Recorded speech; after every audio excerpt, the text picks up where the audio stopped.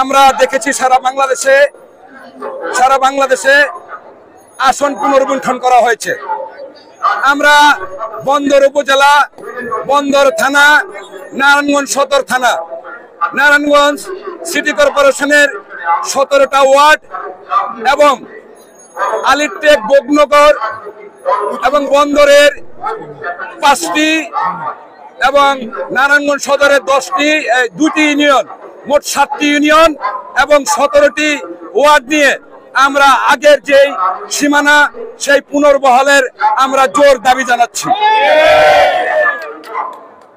আমরা আরো বলতে চাই, আজকে আমরা এখানে যারা সমবেত হয়েছে, আমরা জাতীয়তাবাদী দলের দর্শনে বিশ্বাস করে শহীদ রাষ্ট্রপতি জিয়াউর রহমান, দেশনেত্রী বেগম খালেদা জিয়া, ভারপ্রাপ্ত চেয়ারম্যান তারেক রহমানের যে নির্দেশনা অনুসরণ করে এখানে যারা সমবেত হয়েছে, দীর্ঘ আন্দোলন সংগ্রামে ত্যাগ স্বীকার করেছে।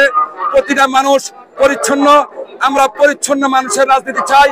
গঠনমূলক এবং কল্যাণমূলক রাজনীতিতে মাসুদ ভাইয়ের কোনো বিকল্প নেই এবং মাসুদ ভাইয়ের সাথে যারা রয়েছে তারা সবাই পরিচ্ছন্ন এবং সামর্থ্যবান, যোগ্যতা সম্পন্ন মানুষ।